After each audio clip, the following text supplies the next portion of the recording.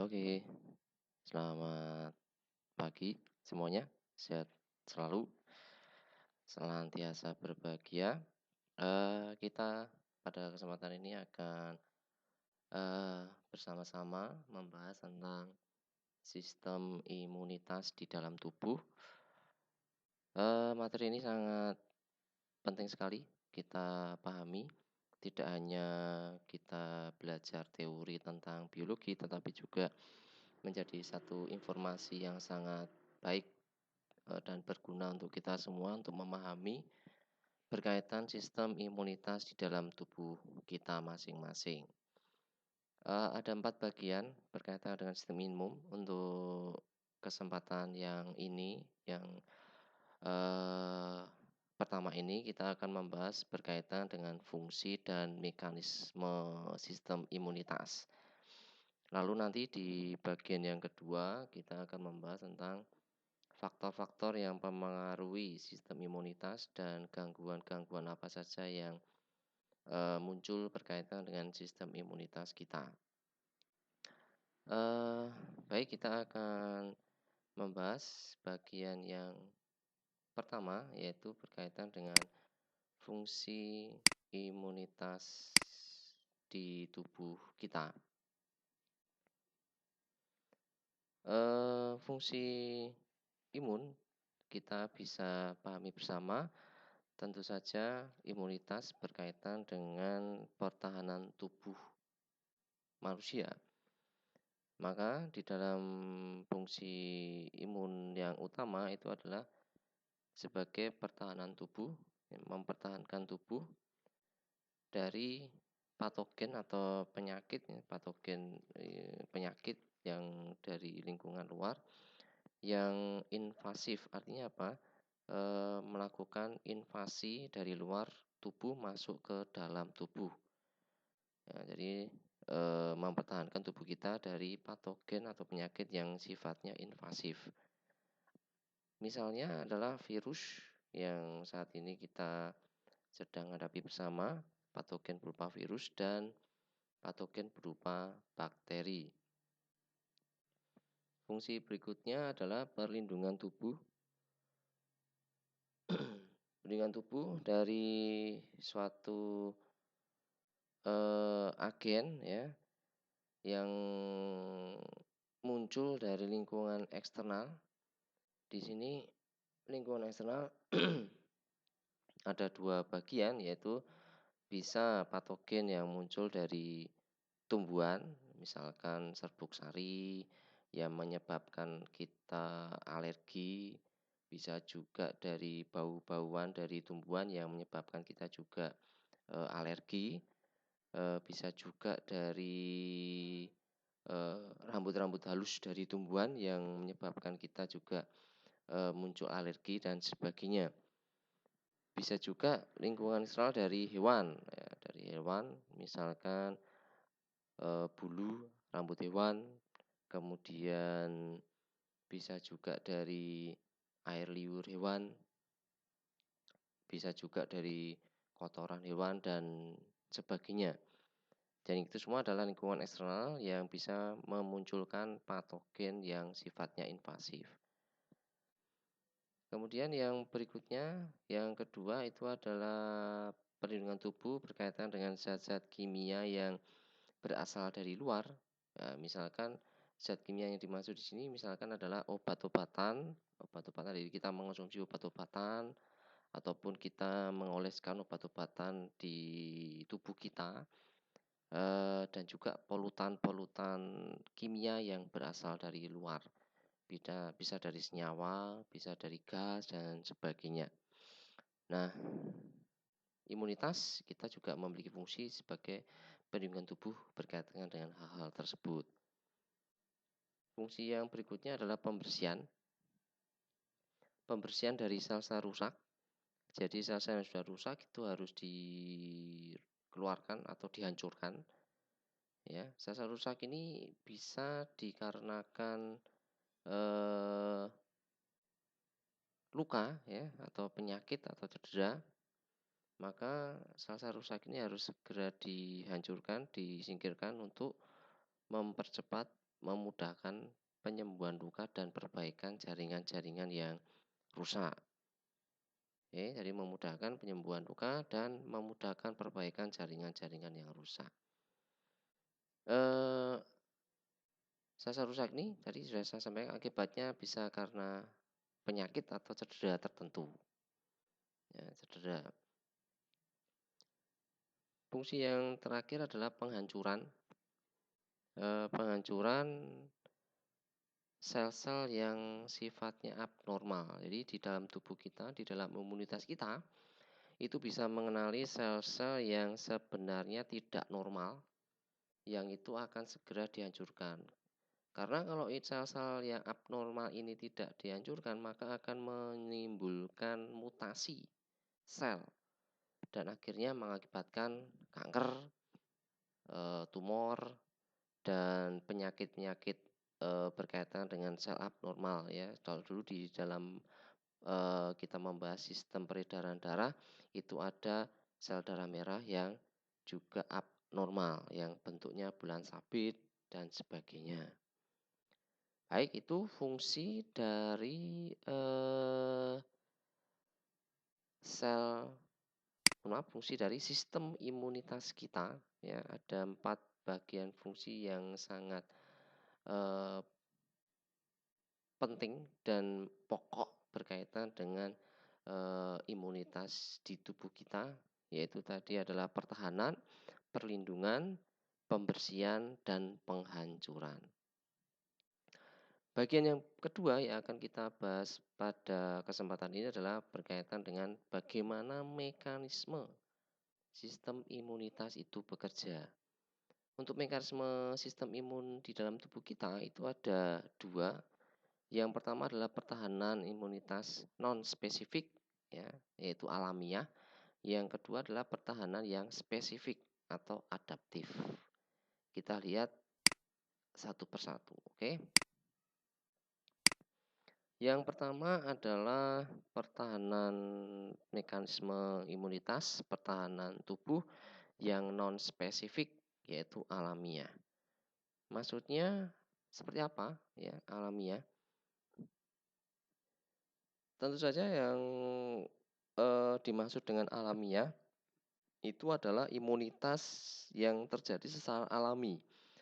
Jadi imunitas yang ada bawaan sejak kita lahir. Jadi sejak lahir itu kita sudah memiliki imunitas bawaan ya. Imunitas bawaan ini adalah berupa komponen normal tubuh ya, yang selalu ada dan ditemukan pada individu yang sehat. Jadi imunitas bawaan ini muncul pada individu yang sehat. Imunitas bawaan ini akan senantiasa siap melakukan pencegahan dan penyingkiran antigen atau patogen yang masuk ke dalam tubuh ya. Sifatnya non-spesifik ya, tadi dikatakan pertahanan non-spesifik. Kenapa dikatakan non-spesifik? Karena imunitas bawaan ini itu tidak ditujukan melawan antigen tertentu. Maksudnya apa? Jadi setiap antigen atau patogen yang masuk ke dalam tubuh itu secara alamiah itu akan diserang atau disingkirkan, dicegah oleh imunitas bawaan ini. Semua ya, hampir semua antigen patogen yang masuk ke dalam tubuh. Jadi tidak ditujukan untuk antigen tertentu ya, misalkan untuk patogen polio dan sebagainya. Jadi ini memang tidak spesifik untuk antigen tertentu. Nanti untuk yang spesifik misalkan untuk polio atau virus misalkan untuk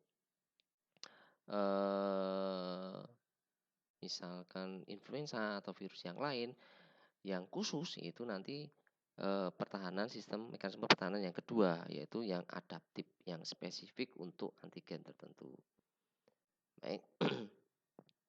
Jadi non spesifik ini tidak spesifik atau tidak ditujukan untuk melawan antigen tertentu, jadi memang umum, jadi antigen atau patogen secara umum, maka memiliki respon langsung terhadap berbagai antigen yang masuk ke dalam tubuh ya. Antigen ini bisa kita artikan juga dengan patogen penyakit yang masuk ke dalam tubuh. Untuk imunitas bawaan yang pertahanan non-spesifik alamiah ini akan mengalami jumlah yang meningkat, jadi jumlah komponen imunitasnya meningkat jika ada infeksi yang masuk ya. Jadi contohnya adalah sel darah putih yang termasuk imunitas bawaan yang ada di dalam tubuh kita, itu jumlahnya akan naik jika terjadi atau muncul suatu infeksi. Maka kita misalkan ada infeksi virus influenza gitu ya, maka kita akan mengalami demam. Demam hal ini adalah dikarenakan jumlah komponen sel darah putih kita meningkat, maka membuat tubuh kita mengalami demam. Jika kita dalam keadaan yang baik, jadi misalkan kita minum air putih yang hangat, cukup istirahat, maka demam ini akan lama-lama akan menurun. Penurunan demam itu diakibatkan antigen atau patogen atau virus yang menyebabkan influenza lama-lama akan hilang, diakibatkan oleh sistem imunitas kita. Jika virus itu sudah menurun jumlahnya, sudah dihilangkan, maka lama-lama tubuh kita pun demamnya akan menurun. Jumlah sel darah putih juga akan kembali normal berkaitan dengan tugasnya yang sudah selesai. Itu jadi jumlah komponen pada imunitas bawaan ini akan meningkat jika ada infeksi yang masuk ke dalam tubuh. Nah,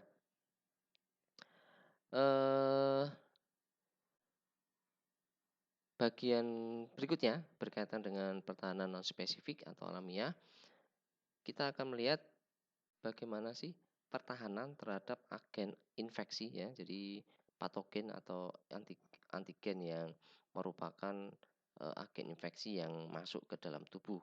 Ada beberapa mekanisme pertahanan. Pertahanan yang utama atau yang pertama ya, yang pertama bisa dikatakan yang pertama ya, bukan yang utama. Pertahanan pertama dari agen infeksi yang akan masuk ke dalam tubuh kita itu adalah kulit ya. Maka kita memiliki tugas, salah satunya adalah menjaga kulit kita tetap sehat dan utuh. Ya, maka cukup berhati-hati dalam menjaga kulit kita. Misalnya kita menggunakan senyawa-senyawa kimia yang kalau di iklan-iklan itu memutihkan dan sebagainya, itu juga perlu kita perhatikan apakah itu akan membuat kulit kita tetap sehat atau akan bahkan merusak kulit. Karena kulit ini merupakan garis pertahanan pertama ya. Garis pertahanan pertama berkaitan dengan infeksi yang akan masuk ke dalam tubuh kita. Jika kulit kita rusak, maka jelas akan meningkatkan resiko infeksi ya. Bisa rusak karena senyawa kimia, bisa juga karena luka ya, kulit yang terbuka karena luka dan sebagainya. Pertahanan yang berikutnya, yang kedua adalah membran mukosa. Membran mukosa ini adalah satu membran yang melapisi permukaan bagian dalam tubuh. Jadi melapisi permukaan bagian dalam tubuh di bawah kulit. Membran mukosa ini akan mensekresi mukus ya atau cairan ya, mukus yang akan memerangkap ya, membuat perangkap pada antigen atau patogen yang masuk, dan mukus ini juga akan menutup jalan masuk ke sel epitelium ya. Jadi tidak akan menyerang ke lapisan sel epitelium. Kemudian pertahanan yang ketiga itu adalah cairan di dalam tubuh, yang dimana cairan tubuh ini mengandung zat kimia antimikroba ya, antimikroorganisme. Zat kimia ini akan mengakibatkan mikroorganisme, eee, menjadi mati ya atau rusak, dan akhirnya akan membunuh mikroorganisme yang masuk, ya. Lalu yang pertahanan berikutnya terhadap agen infeksi yang akan masuk ke dalam tubuh itu adalah pembilasan. Yang pertama pembilasan air mata, ya, dan kedua saliva atau ludah, dan yang ketiga adalah urin. Misalkan pernah kita alami ada satu antigen atau mikroba yang masuk melalui mata, maka respon pertama adalah mata kita akan iritasi dan akhirnya mengeluarkan air mata, ya. Nah, ini adalah proses pembilasan yang berfungsi untuk mengeluarkan patogen atau antigen yang sekiranya akan masuk melalui mata. Jadi kalau kita menangis atau kita mengeluarkan air mata itu sebenarnya satu respon alamiah untuk menyingkirkan antigen. Jadi bisa kalau kita sedang menangis ya, kalau ada teman yang tanya kita bisa jawab, "Oh ini saya sedang merespon," ya, melakukan respon pembilasan karena ada antigen atau mikroba yang masuk melalui mata ya. Harus pintar-pintar bersilat lidah ya. Yang kedua saliva, ludah sudah kita bahas di bagian, eee yang lalu ya berkaitan dengan sistem pencernaan. Jadi saliva lidah, atau ludah ini memiliki fungsi sebagai pembilas, juga, membunuh, atau menetralisir antigen, mikroba yang masuk melalui mulut ya, melalui mulut. Urin itu juga satu bagian pembilasan. Kemarin kita belajar sistem, urinaria di mana darah itu akan disaring sehingga antigen-antigen, kotoran-kotoran, mikroba-mikroba akan dikeluarkan. Yang ada di darah akan dikeluarkan melalui urin ya. Oke. Itu adalah pertahanan, tubuh kita berkaitan dengan adanya agen infeksi yang, akan masuk ke dalam tubuh kita. Kemudian bagian yang kedua berkaitan dengan pertahanan non-spesifik atau alamiah, kita mengenal yang namanya fagositosis. Ini juga dari kelas 10 sudah kita sering mendengar fagositosis, ya, yaitu, di dalam tubuh kita terdapat satu mekanisme sel yang akan menelan dan memakan zat-zat, eee, yang sekiranya berbahaya bagi tubuh ya, fagositosis, fagosit. Kalau, yang pertama tadi adalah pertahanan terhadap agen infeksi, itu merupakan garis pertahanan yang pertama. Garis pertahanan yang kedua ini adalah, eee, bagi tubuh terhadap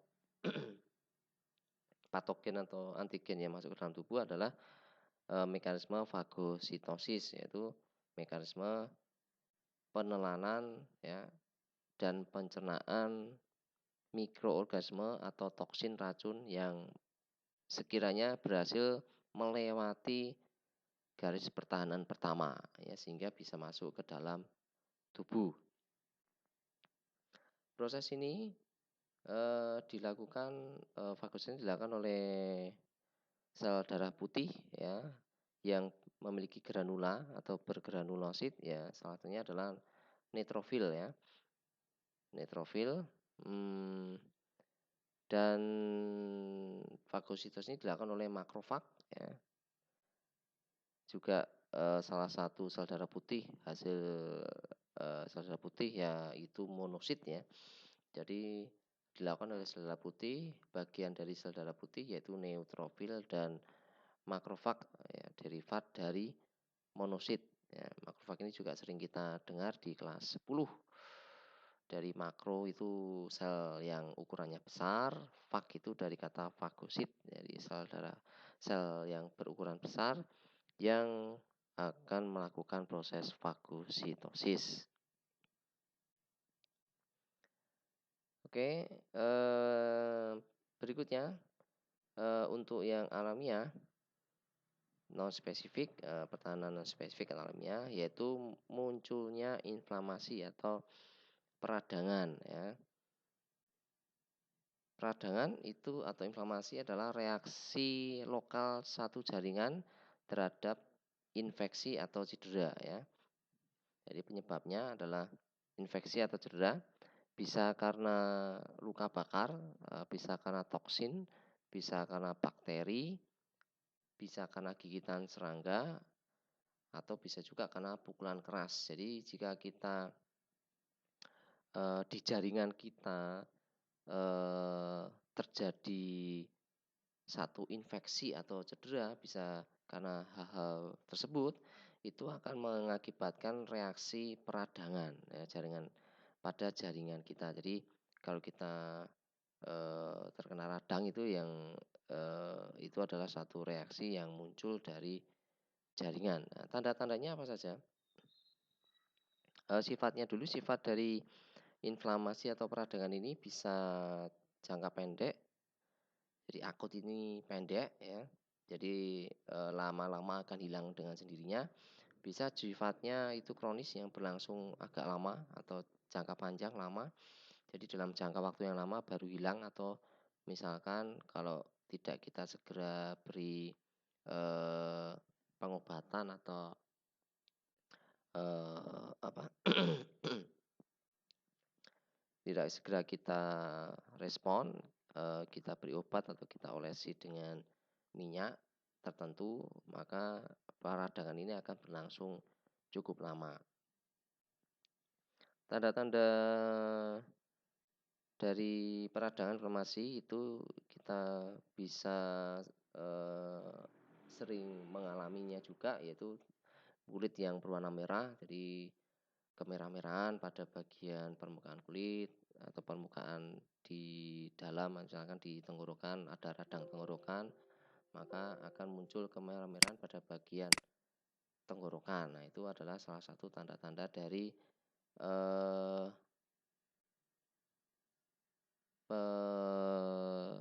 respon dari inflamasi atau peradangan.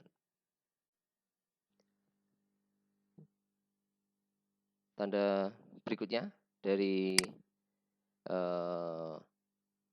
inflamasi dari atau peradangan ini adalah terjadinya panas atau demam dalam tubuh kita. Itu juga respon dari inflamasi atau peradangan. Jadi demam itu merupakan respon, ada kemungkinan tubuh kita mengalami radang ya atau inflamasi, lalu pembengkakan pada bagian tubuh kita, rasa nyeri ya.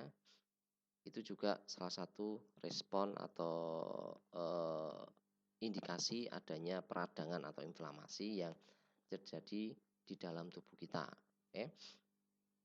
Bagian yang berikutnya berkaitan dengan pertahanan tubuh non spesifik atau alamiah, adanya zat antimikroba yang non spesifik yang ini diproduksi oleh tubuh ya. Ada dua, yaitu jadi zat antimikroba non spesifik ini dia dapat bekerja tanpa adanya interaksi antigen atau adanya antibodi sebagai pemicunya. Jadi dia otomatis ya, otomatis akan bekerja. Yang pertama itu adalah interferon atau IFN. Jadi interferon ini adalah protein antivirus yang dapat disintesis oleh sebagian besar sel ya di dalam tubuh kita sebagai respon terhadap infeksi suatu virus ya. Bisa juga karena stimulasi imunitas, dan juga bisa juga karena stimulan dari bahan-bahan kimia. Fungsi interferon ini adalah menghalangi terjadinya multiplikasi virus ya, interferon ini. Jadi di dalam tubuh kita ada zat antimikroba yang dia bekerja itu otomatis ya, diproduksi dalam tubuh kita otomatis, yang akan menghalangi multiplikasi virus ya. Oke, yang kedua itu adalah komplement, bagian zat antimikroba yang namakan komplement. Komplement ini adalah beberapa jenis dari protein plasma yang awalnya tidak akan aktif ya. Jadi protein pertama yang tidak aktif, tetapi dia akan otomatis aktif karena ada antigen yang masuk ya. Jadi ada bahan-bahan dari antigen ini, bahannya ya, antigen ini masuk di dalam tubuh, maka itu akan membuat komplement ini aktif dan mempertahankan, melindungi, dan akhirnya juga akan menghancurkan antigen yang masuk ke dalam tubuh. Itu mekanisme pertahanan sistem imunitas non spesifik atau alamiah di dalam tubuh kita ya. Nah, kita akan melanjut bagian yang kedua, yaitu mekanisme pertahanan yang spesifik atau adaptif. Nah, ini cukup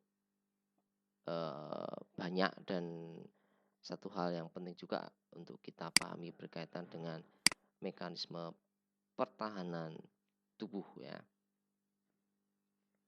Oke, kita lanjutkan untuk pertahanan spesifik atau adaptif. Kita lihat karakteristiknya ya.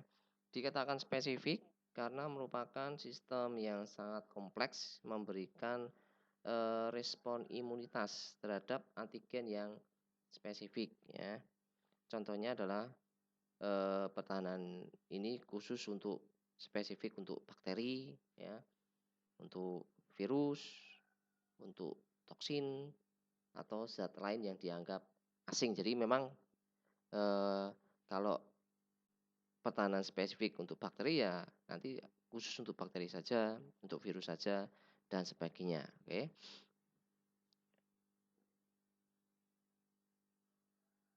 Kita lihat komponen-komponen apa saja berkaitan dengan respon imunitas yang spesifik ini ya, pertahanan yang spesifik atau adaptif ini. Untuk respon imunitas yang spesifik itu ada 2 komponen yang terlibat di dalamnya, yang tadi sudah kita dengar juga. Yang pertama adalah antigen ya atau patogen, yang kedua adalah antibodi ya, antibodi. Nah, kita dengarkan ya, teman saya yang akan menjelaskan berkaitan dengan apa itu antigen.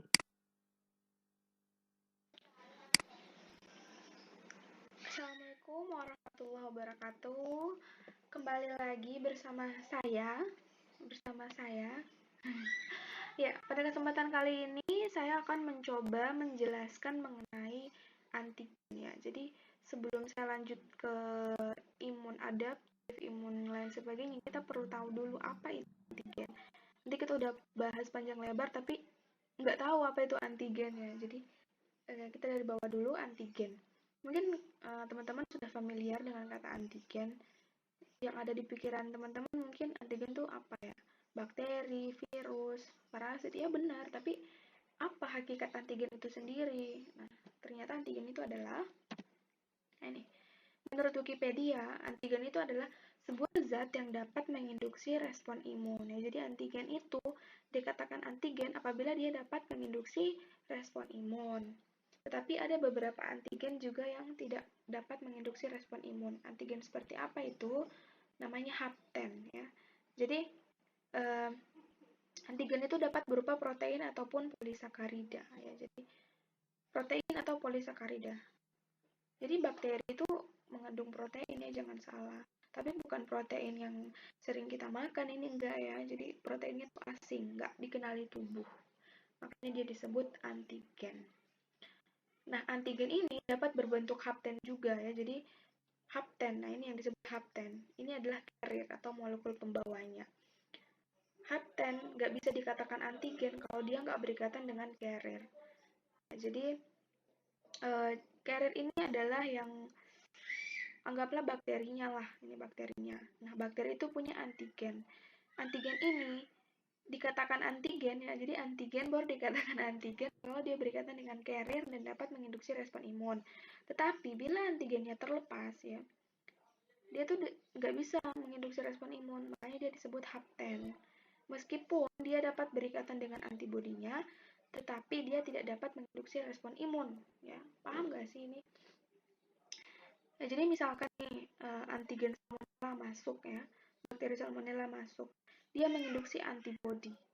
Nah, sekiranya kita mengisolasi si antigen dari salmonella ini, kemudian kita reaksikan dengan antibodi yang sudah dihasilkan, itu mereka tetap dapat berikatan. Nah, prinsip inilah yang digunakan dalam pembuatan reagen yang secara komersil yang dijual di pasaran itu. Ya karena mereka prinsipnya hanya menggunakan hapten aja, karena hapten itu sudah dapat berikatan dengan antibodi. Tetapi kalau dimasukkan ke dalam tubuh, dia tidak dapat menginduksi antibodi. Oke, lanjut. Nah ini kan antigen kan. Antigen ini kalau diperbesar kurang lebih seperti ini. Ini gambar saya dapat di pedia.com.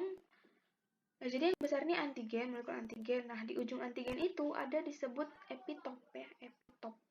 Epitop juga sering disebut determinan antigen ya. Jadi bagian dari antigen yang dapat menginduksi antibodi yang sejenis ya. Jadi kalau misalkan epitopnya segitiga, otomatis antibodi yang dibentuk juga berbentuk segitiga agar mereka dapat berikatan, agar antibodi dapat mengeliminir antigen ini. Nggak bisa tuh antigennya bulat, kemudian antibodi yang dibentuk segitiga, ya nggak bisa dibunuh. Tentunya antibodinya tuh sangat spesifik, makanya disebut sistem imun adaptif, didapat karena harus ada antigen dulu, harus dikenali dulu antigennya baru dibentuk. Jadi nggak ada ya, dia nggak ada tersedia di tubuh. Kemudian kita antigen membunuh, enggak ya, kecuali udah terpapar sebelumnya. Itu pun disebut antibodi yang bersifat memori. Ya, jadi antigen itu dapat mempunyai beberapa epitop yang berbeda. Jadi satu epitop ini dapat menginduksi satu klon antibodi, satu spesifik antibodi.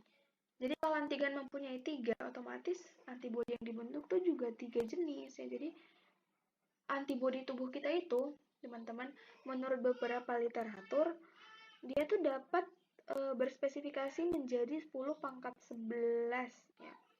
Bayangin nggak, itu 10 pangkat 11 itu sama dengan 100 miliar. Jadi antibodi kita dapat berubah bentuk, berspesifikasi menjadi 100 miliar jenis antibodi ya, sangat kaya ya. Antigen semakin kaya, kita juga harus semakin kaya. Kurang lebih seperti itu. Next dulu ya. Ya, jadi antigen menurut fungsionalnya itu dapat dibagi menjadi epitop. Nah, seperti yang saya sudah jelaskan tadi. Namun apa sebenarnya epitopnya? Epitop itu adalah rangkaian pendek asam amino, ya, asam amino. Asam amino ini adalah yang menyusun protein, tetapi dia bersifat tunggalnya asam amino. Kemudian atau gula pada suatu antigen yang terikat pada antibodi. Nah, ini kita anggap ini adalah antigen ya. Antigen yang tadi ini. Yang ini, antigen ini. Kemudian ini ada epitopnya di ujungnya. Nah, epitop ini yang nanti akan menentukan antibodi apa yang dibentuk. Jadi di antigen disebut epitop, di antibodi disebut paratop. Nah ini. Nah, jadi paratop yang dibentuk tentunya harus sesuai dengan epitopnya antigen. Kalau epitopnya segitiga misalkan, antibodinya juga harus segitiga dong. Nggak bisa bulat ketemu segitiga, nggak bisa. Nah ini, kotak ketemu kotak. Ya, seperti itulah. Jadi epitop itu suatu mikroorganisme. Ya, jadi suatu mikroorganisme dapat memiliki berbagai jenis epitop yang berbeda. Nah, jadi ini, dia satu organisme, dia bisa mempunyai epitop entah kotak ataupun bulat, bisa ya. Seperti apa itu? Nah ini. Sorry, kita ke hapten dulu. Jadi hapten, seperti yang saya sudah katakan tadi, hapten itu adalah molekul antigen yang terlepas dari carrier-nya yang tidak dapat menginduksi respon imun. Ya, jadi hapten itu merupakan suatu properti antigen yang mengandung epitop. Ya. Dia mempunyai epitop sebenarnya, hapten itu. Ini sama dengan antigen, tetapi dia terlepas dari molekulnya. Kalau antigen ini kan tadi menyatu kan sama molekulnya, molekul pembawanya atau carrier-nya. Nah ini enggak, dia terlepas, tetapi dia mempunyai epitop. Tapi apakah dia dapat menginduksi respon imun? Tidak. Karena itu tadi, dia ukurannya sangat kecil dan juga dia tidak mempunyai PAM ya. PAM itu adalah sesuatu yang nanti akan berinteraksi dengan PRR. Jadi dia tuh harus berikatan dengan molekul pembawanya dulu. Nah, baru hapten karir konjugat bisa menginduksi respon imun. Ya, jadi ibaratnya manusia ya. Jadi manusia itu nggak bisa hidup sendiri, dia membutuhkan yang lain untuk dapat berkehidupan yang baik, tentram, sejahtera. Apaan sih? Ya, jadi dia tuh bereaksi spesifik terhadap antibodinya, tetapi tidak mampu menginduksi antibodi tanpa molekul pembawa. Jadi ini bisa berikatan dengan antibodi. Kalau antibodinya udah ada memang gitu, atau dengan sengaja kita reaksikan gitu. Tetapi kalau dia baru mau buat antibodi itu nggak bisa, karena antibodi itu harus melalui proses yang panjang, harus dikenal dulu oleh APC, dipresentasikan dulu ke sel T, kemudian sel T mempresentasikan lagi ke sel B, baru dibentuk antibodi. Nah, kalau kosong-kosong gini, gimana caranya? Nggak bisa kan? Oke, kita lanjut aja dulu. Nah, ini antigen menurut epitop ya. Jadi, satu antigen itu, satu molekul antigen, dia dapat mempunyai beberapa epitop. Yang pertama ada unideterminan univalen. Unideterminan univalen. Satu jenis dan jumlahnya satu. Ya, jadi satu aja. Jadi antigen itu dia punya satu aja antigen. Maksud saya patogen itu dia mempunyai satu aja antigen dan satu jenis. Nah, ada juga yang mempunyai unideterminan multivalen. Satu jenis, banyak jumlah. Valen itu jumlah ya. Determinan itu jenis. Satu jenis, banyak jumlah. Nah, ini jenisnya segitiga, jumlahnya banyak. Nah, ini. Kemudian multideterminan univalen. Banyak jenis, tapi satu-satu aja jumlahnya. Nah, ini. Jenisnya segitiga, jumlahnya satu. Jenisnya bulat, jumlahnya satu. Banyak jenis, tapi jumlahnya masing-masing satu. Ada itu. Nah, ini yang paling virulen nih. Multideterminan multivalen. Udah banyak jenis, banyak pula jumlahnya. Nah, ini. Jadi patogen yang seperti ini yang biasa lebih berbahaya ketimbang yang seperti ini ya. Nanti kita lihat di antigenitas. Lanjut dulu. Nah, ini antigen menurut sumbernya. Jadi antigen itu dapat berasal dari mikroorganisme atau makhluk kecil, dapat juga berasal dari jaringan manusia. Nah, yang dari mikroorganisme dulu nih. Contohkan misalkan antigennya Streptococcus. Jadi Streptococcus itu dia mempunyai karbohidrat khusus, dia juga mempunyai protein M, streptolisin O, toksin, dan lain sebagainya. Ini disebut antigen yang bisa menginduksi respon imun berupa antibodi. Ya, jadi nanti ada namanya antitoksin. Ya, nanti kita bahas. Jadi antistreptolisin juga nanti ada. Ini yang biasa banyak dimanfaatkan dalam bidang diagnostiknya. Pasti pernah dengar antistreptolisin O kan? Nah, itu adalah antibodi terhadap streptolisin ini. Ya, tentunya kita rekayasa gimana caranya agar di dalam darah pasien tersebut bisa terdeteksi apakah ada antigen streptolisin O ini. Maka kita buat antibodi yang secara komersil yang dapat mendeteksi ini. Ya, nanti prosesnya itu namanya antibodi monoklonal. Nanti akan saya bahas di next video. Ya, selanjutnya ada antigen salmonella. Ya, jadi salmonella juga mempunyai lipopolisakarida O, flagella, itu antigen H, antigen O, antigen V. Ya, jadi saya rasa kalau orang lab udah nggak asing lagi ya dengan antigen O, antigen H. Yang dimaksud ya ini. Jadi antigen O itu dia berbentuk lipopolisakarida, jadi lipid tambah sakarida. Tapi dia nggak terlalu berbahaya ketimbang protein ya. Kemudian ada antigen di ekornya, yang di flagellnya itu antigen H. Virulensinya juga ada. Jadi masing-masing antigen ini itu dia dapat menginduksi antibodi yang berbeda ya.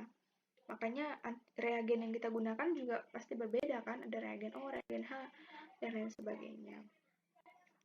Kemudian antigen HIV. Jadi HIV itu punya antigen glikoprotein. Sebenarnya di HIV itu sangat-sangat banyak sekali antigennya karena dia tuh sangat virulen gitu. Tapi umumnya yang bisa menginduksi respon imun tuh ada glikoprotein GP 160, GP 120, GP 41. Nah, antigen-antigen inilah yang nanti berikatan dengan reseptor pada permukaan sel T, sehingga dia dapat masuk ke sel T, kemudian mengambil alih DNA-nya, bereplikasi di sana menggunakan enzim-enzimnya, hingga akhirnya dia keluar dengan bentuk virus yang baru. Jadi sangat berbahaya karena dia tuh meskipun perlahan tetapi mematikan ya. Beda dengan yang ini. Ini tuh nggak perlahan, langsung aja, tapi kadang-kadang kita bisa sembuh. Ya tergantung ya. Tergantung kelicikannya. Ya, ini selanjutnya manusia. Jadi jangan salah, manusia tuh juga punya antigen ya. Jangan kita kira kita manusia hidup sehat-sehat saja tanpa ada antigen, tidak ya. Makanya pada saat kita transplantasi itu kita butuh pemeriksaan karena di sel darah kita tuh ada antigen. Antigen apa itu? Di sini ada antigen berupa dari kelompok darah ya. A, B, AB, dan O. Biasanya antigen ini dimanfaatkan dalam proses transfusi darah.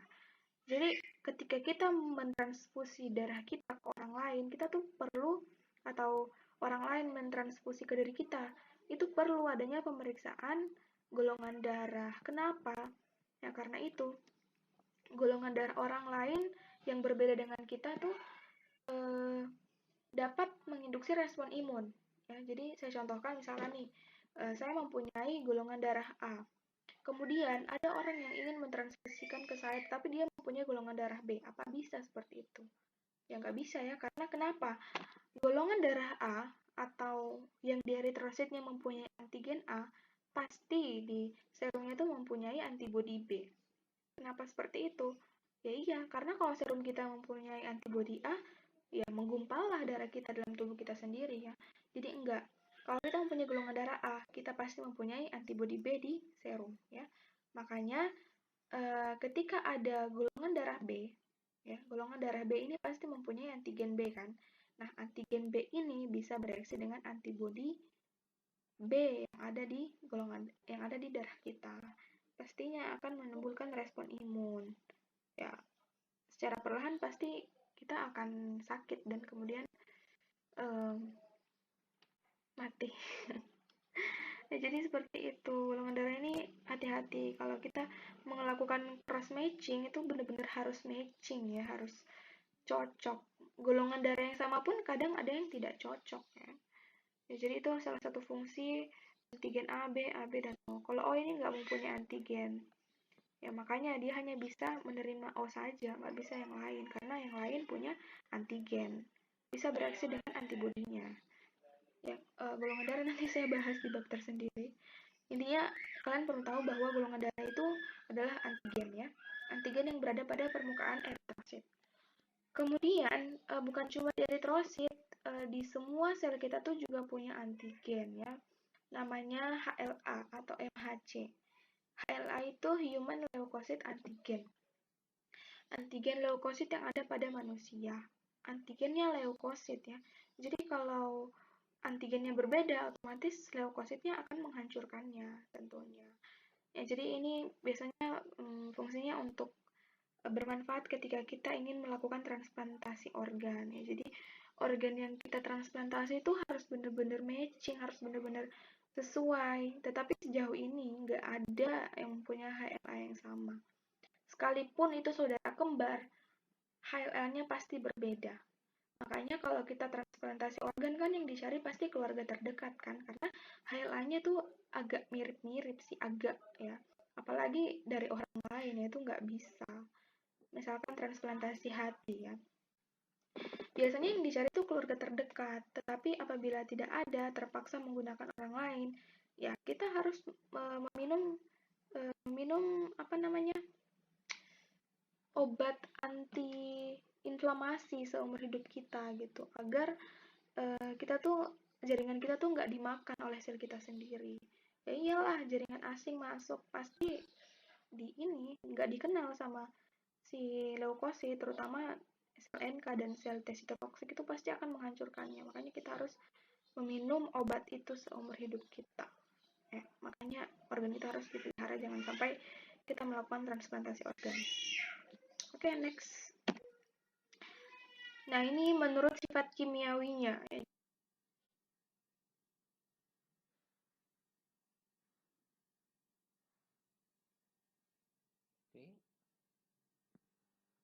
Oke, saya rasa teman saya cukup sampai di situ dulu ya. Nanti kalau kalian ingin lebih lengkap untuk melihat video berkaitan antigen, karena penjelasan yang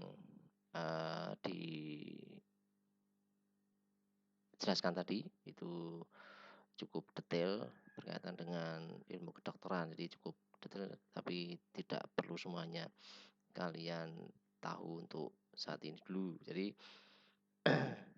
terima kasih tadi teman saya membantu menjelaskan tentang antigen. Seperti apa tadi kalian sudah mendengarkan, antigen adalah zat yang merangsang respon imunitas, zat yang merangsang terbentuknya antibodi, ya kan? Itu antigen, sebenarnya begitu. Ada dua bagian tadi sudah dijelaskan. Ada epitop dan satunya adalah hapten. Ya, epitop ini yang membangkitkan respon imunitas atau yang menghasilkan antibodi tadi ya. Yang menginduksi pembentukan antibodi itu adalah epitop yang memiliki bentuk-bentuk khas itu tadi ya. Kemudian hapten ini adalah antigen yang terpisah dari karir ya, dari sel karirnya. Itu dia terbentuknya dia berwujud molekul-molekul kecil tadi ya. Dari gambar tadi ada bentuknya kecil-kecil, dia sendiri atau menyendiri ya. Jadi kalau ada teman kalian itu suka menyendiri, dia golongan hapten ya. Suka menyendiri ya, maka tidak bisa memiliki antibodi. Tetapi kalau dia bergabung dengan karir ya, dia akan menginduksi antibodi ya. Oke, itu antigen. Kita ke bagian yang kedua berkaitan dengan komponen respon, yaitu antibodi. Seperti apa? Seperti apa ya antibodi? Seperti apa antibodi itu? Nah, kita dengarkan lagi pemaparan dari teman saya. Assalamualaikum warahmatullahi wabarakatuh. Halo teman-teman semuanya, kembali lagi bersama saya. Pada kesempatan kali ini, saya akan menjelaskan mengenai antibodi. Antibodi ya. Next ya. Ya, jadi menurut Bapak Arthur G. Johnson ini, bahwa antibodi atau disebut imunoglobulin itu adalah merupakan suatu mukoprotein ya, merupakan suatu protein. Meskipun di beberapa literatur mengatakan bahwa antibodi itu selain protein ada juga mengandung polisakarida ya atau karbohidrat, tetapi sangat sedikit sehingga dia dikategorikan ke dalam molekul protein. Ya, jadi antibodi itu biasanya ditemukan dalam fraksi imunoglobulin G, imunoglobulin A, M, E, dan D. Apa itu G? G itu gamma, alpha, mu, epsilon, dan delta. Ini adalah kelas antibodi secara umum, meskipun di dalam pembagiannya juga masih dibagi, misalkan IgG1, IgG2, nanti kita bahas di fungsi imunoglobulin. Selanjutnya, imunoglobulin ini juga dibentuk oleh sel plasma yang berasal dari proliferasi sel B. Ya, jadi sel plasma yang berasal dari proliferasi sel B. Yang mana itu sel B? Ya ini. Sel B itu artinya limfosit B ya. Ya, jadi ini adalah limfosit B yang mempunyai BCR atau BCR, B cell receptor. Ya, jadi reseptor sel. Seperti yang kita ketahui bahwa semua sel itu kan mempunyai reseptor. Ya. Reseptor itu dia gunakan sebagai alat berkomunikasi. Sama lah seperti manusia, alat komunikasinya apa? Mata kan, alat gerak, indera pembau. Pokoknya semua yang dia gunakan untuk bagaimana dia dapat berinteraksi antara dia dan sel lainnya. Ya, kemudian setelah sel B ini mengalami proliferasi dan maturasi, dia akan berdiferensiasi menjadi sel plasma. Oh ya, sebelumnya saya ingin mengingatkan bahwa sel B ini sebelumnya diaktifkan oleh sel T ya, terutama sel T yang berada di folikel atau sel T follicular helper ya namanya, sel TFH ya. Kalau kalian nanti lihat, dia tuh sel TFH. Ya, setelah diaktifkan oleh sel T, sel B ini kemudian dengan segala macam stimulus dari interleukin, koreseptor, dan lain sebagainya, dia akan berubah ya, dia akan menjadi sel plasma, dia matang menjadi sel plasma.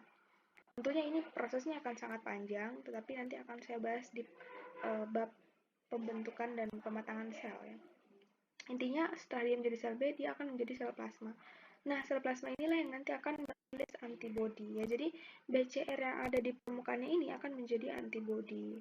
Tetapi pada umumnya BCR-nya sel B itu adalah IgM.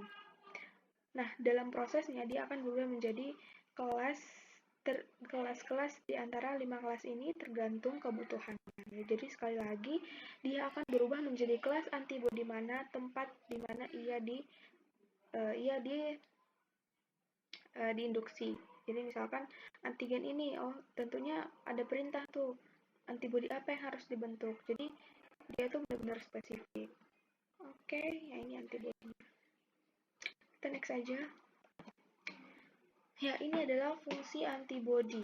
Seperti yang kita ketahui, antibodi itu umumnya mempunyai fungsi mengikat antigen ya, mengikat antigen dengan variasi yang sangat besar dengan spesifikasi yang begitu spesifik, ya, yang mana menghantarkannya ke sistem pemusnahan. Jadi setelah dia ikat, ya mau dibawa kemana antigen ini? Mau dibawa kemana hubungan ini? Ke pelaminan kah? Ke jurang kah? Ya, jadi tergantung ya. Kalau di sini karena antigen ini musuh, setelah diikat tentunya dibuang, ya, dimusnahkan. Jadi musuh tuh harus dimusnahkan di muka bumi ini. Ya, jadi dia musnahkannya tuh melalui sel fagosit ya. Seperti yang sudah saya jelaskan kemarin, sel-sel fagosit itu kan ada sel PMN, monosit ya, sel NK dan lain sebagainya. Sorry, sel NK enggak ya? PMN saja, PMN dan mononuklear. Ya, kemudian apabila kita ingin membaginya, sebenarnya fungsinya itu ada ya banyak lah, tapi saya simpulkan menurut buku FKUI dan buku Abbas itu ada 5 fungsi secara umum. Yaitu bisa mengopsonisasi ya. Jadi seperti apa ya? Menyiapkan ya sebagai penyedia gitu. Intinya dia tuh udah proses, udah selesai baru dia antarkan ke fagosit. Itu namanya opsonisasi. Nanti akan saya bahas di bab fungsi antibodi. Karena masing-masing kelas antibodi itu fungsinya berbeda. Jadi kalau saya mau gabung di sini nantinya lama gitu, takutnya kalian bosan denger ocehan saya yang nggak bermanfaat. Ya makanya nanti saya buat di video selanjutnya. Selanjutnya fungsinya itu ada netralisasi ya, menetralkan ya. Tentunya yang dinetralkan ini biasa yang racun, toksik. Nanti bagaimana prosesnya nanti saya bahas. Kemudian antigen dependent sel sitotoksik ya. Dia juga bisa membunuh melalui sitotoxic cell. Kemudian ada sekresi IgA, nah ini sangat unik ya karena dia tuh hanya berada di mukosa aja. Banyak di daerah mukosa, enggak di lymph node, enggak juga di darah, hanya di mukosa. Kemudian dia juga bisa aktivasi komplement ya. Jadi seperti yang kita ketahui, komplement itu ya bisa disebut juga protein fase akut sih. Karena dia akan muncul ketika ada inflamasi, dia muncul cepat saat inflamasi terjadi. Jadi aktivasi komplement di sini tuh melibatkan antibodi ya. Jadi yang dimaksud aktivasi komplement di sini tuh membutuhkan antibodi. Nanti bagaimananya saya bahas selanjutnya. Jadi intinya kalian tahu bahwa antibodi itu fungsinya kurang lebih 5 ini: opsonisasi, netralisasi, antigen dependent sel sitotoksik, sekresi IgA, dan aktivasi komplement. Next dulu. Ya, ini ada struktur antibodi ya. Sebenarnya sih nggak juga seperti ini sih. Antibodi itu strukturnya ya nggak karu-karuan lah, pokoknya nggak terlukiskan ya. Intinya kalau mau mudah dimengerti ya kurang lebih seperti ini, berbentuk Y. Ya, kita tahu bahwa di sini tuh rantainya tuh semuanya terdiri dari amino acid ya, asam amino yang membentuk rangkaian rantai yang panjang, membentuk suatu protein ya. Sebenarnya ada juga kandungan polisakaridanya, tapi hanya sekitar 10-15%. 80-90%-nya tuh terdiri dari protein. Ya, kalau kita lihat di sini itu antibodi itu mempunyai dua rantai utama. Ada heavy chain atau rantai yang berat, rantai yang panjang ini, yang ini. Kemudian dua rantai yang ringan, light chain, disingkat L chain, rantai ringan yang ini. Dua ini sama dua ini, dua ya berarti kiri dan kanan. Kemudian di sini ada antigen binding site ya, atau variable region atau daerah yang mampu bervariasi, membentuk spesifikasi yang sangat spesifik. Apaan sih? Intinya dia tuh heterogeneous lah. Heterogeneous tuh maksudnya dia dapat membentuk mensintesis asam amino yang sangat beragam tergantung antigen apa yang direspon. Oke, jadi sekali lagi dia tuh sangat variabel, sangat spesifikatif, sangat bervariasi. Bahkan di beberapa literatur, seperti yang sudah saya bilang kemarin, dia mampu membentuk 10 pangkat 11 variasi, bayangkan. 10 pangkat 11 ya. Makanya dia disebut variable region, karena dia mampu berubah-ubah tergantung antigen apa yang masuk. Bayangin aja, satu antigen tuh bisa mempunyai beberapa epitop. Nah, dia tuh spesifik terhadap epitop itu. Antigen aja tuh sudah sangat spesifik, apalagi epitopnya. Itu hebatnya antibody. Makanya sekarang dikembangkan tuh yang banyak tuh bagaimana kita pengobatannya tuh melalui antibody gitu, transfer antibody gitu. Ya, selanjutnya di sini sudah rantai variabel, di sini ada rantai konstan ya, disingkat C. Jadi kalau kalian lihat C itu adalah konstan yang berwarna abu-abu ini. Kalau yang merah itu variabel, ya, disingkat V. Oke, merah variabel, abu-abu konstan. Ya, jadi rantai yang konstan ini dia tuh menentukan antibody ini berada di kelas mana gitu. Apakah berada di kelas gamma, apakah berada di kelas mu, ya. Jadi apakah IgG, IgM, nah seperti itu. Itu berdasarkan rantai G. Nah, jadi sekali lagi, rantai C. Jadi rantai C itu teman-teman, dia tuh homogeneous ya. Jadi dia tuh kalau misalkan IgG mempunyai leusin misalkan atau metionin di rantai ke 100, misalkan metionin di rantai 100, nah IgG lainnya itu juga sama mempunyai metionin di daerah di bagian 100 ini. Jadi dia itu sama, makanya disebut konstan. Kalau ini variabel karena masing-masing klon mempunyai daerah V yang berbeda. Kalau ini asalkan kelasnya sama, rantai C-nya pasti sama gitu. Ya, di sini bisa kita lihat bahwa rantai C-nya itu, rantai konstan itu dibagi 3. Ada rantai C1, C2, dan C3. Kalau yang di rantai HIV ya, rantai berat tuh dia mempunyai 3 rantai konstan ya. Jadi konstan HIV1, konstan HIV2, dan konstan HIV3.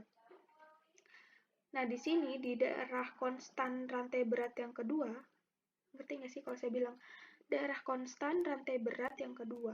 Ya. Ini adalah konstan, ini adalah berat yang panjang, ini adalah yang kedua karena yang pertama yang ini. Yang pertama dan yang kedua ya. Jadi di daerah yang keduanya itu adalah tempat melekatnya komplement ya, yang tadi ya fungsinya itu dia tuh bisa mengaktifkan komplement asalkan komplement berikatan dengan daerah di CH2 atau yang disebut complement binding region, daerah pelekatan komplement. Nah, di sini nih. Kemudian ada juga phagocyte binding region. Jadi tempat melekatnya fagositnya. Seperti tadi fungsi opsonin itu. Fungsi opsonin itu kan nantinya antibodi menyeret si antigen ke daerah fagosit kan. Nah, agar antibodi ini melekat ke fagosit, dia pelekatannya melalui ini, daerah Fc regionnya ini, di daerah CH3. Fc itu singkatan dari fragment crystallizable ya, jadi dia tuh yang mengkristal yang konstan ya gitulah. Intinya dia nanti yang akan berikatan dengan Fc yang berada pada makrofag atau fagosit. Ya, ini adalah daerah C terminus, rantai ujungnya. Di sini rantai ujung N terminusnya. Jadi N terminus itu maksudnya adalah dia tuh boleh berganti-ganti gitu, boleh berganti-ganti dengan asam amino mana sesuai dengan yang diinduksi oleh sel T ya. Jadi dia menerima informasi dari sel T, kemudian dia membentuk rantai variabelnya sesuai dengan apa yang dipresentasikan gitu. Kemudian di sini juga ada ikatan disulfida ya teman-teman. Kalau kalian lihat antibodi itu disambung-sambungkan dengan ikatan disulfida. Ini S-nya 2. Jadi dikatakan disulfida 2.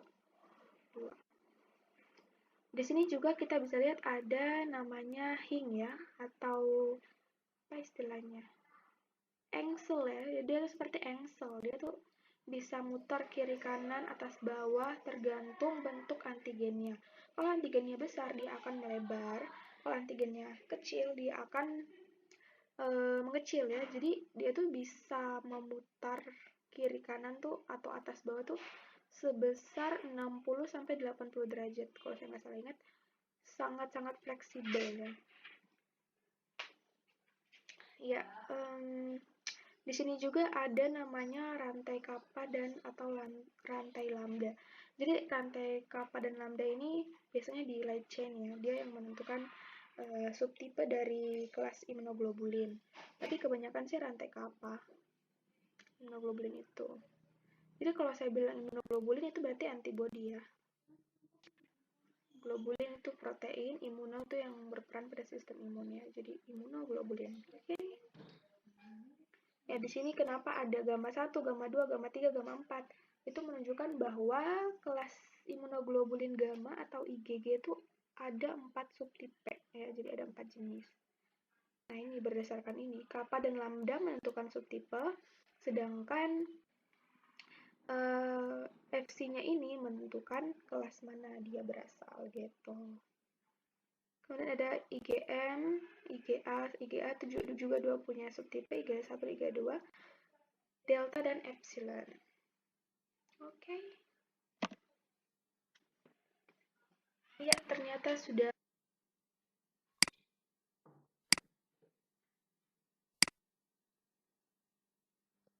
Oke, itu penjelasan tentang antibodi ya. Kita ringkas sedikit dari penjelasan teman saya tadi ya. Protein antibodi itu adalah suatu protein plasma ya. Disebut juga imunoglobulin, maka tadi ada singkatan IG, itu adalah imunoglobulin ya. Dihasilkan oleh sistem imunitas yang dia akan diproduksi karena dipicu oleh antigen. Tadi ada bagian variabel yang sangat bentuknya akan spesifik dengan antigen yang memicunya. Tadi ada beberapa macam IG, ada IgA, ada IgD, E, G, dan M ya. IgA ini 5% dalam serum darah, ditemukan pada keringat. Tadi dia teman saya tadi menjelaskan spesifik dia ada di mukosa di keringat, ludah, air mata, ASI, dan sekresi usus. Oke, fungsinya melawan mikroorganisme. Jelas ya. IgD, imunoglobulin yang D, dia memicu respon imunitas, ditemukan pada limfosit B ya. Kemudian imunoglobulin E ya, dia berfungsi untuk pelepasan histamin ya. Kemudian berfungsi juga untuk melepaskan ya, pelepasan pada histamin. Dia konsentrasinya rendah dalam darah. Imunoglobulin E akan meningkat kadarnya jika ada reaksi alergi dan penyakit parasit ya, ditemukan pada Basofil, bagian dari sel darah putih, dan reseptor sel tiang. Oke. Kemudian imunoglobulin G ini jumlahnya cukup banyak ya, paling banyak 80%. Kemudian dia dapat menembus plasenta dan jadi memberikan imunitas pada bayi yang baru lahir. Oke. Fungsinya pelindung terhadap mikroorganisme dan toksin. Dia juga mengaktifasi komplement dan meningkatkan efektivitas dari sel fagosit ya, itu imunoglobulin G ya. Kemudian imunoglobulin M merupakan antibodi pertama yang tiba di lokasi infeksi ya. Dia menetap di pembuluh darah, berumur pendek ya, fungsinya untuk mengaktifasi komplement dan meningkatkan fagositosis. Oke. Saya rasa di bagian pertama kita akan cukupkan sampai di bagian ini dulu ya. Nanti berikutnya akan kita lanjutkan ke bagian yang kedua. Jadi tetap tunggu dari lanjutan informasi berkaitan dengan sistem imunitas dari saya. Oke. Sampai ketemu, senantiasa bahagia dan semangat untuk senantiasa belajar. Tuhan memberkati. Sampai jumpa.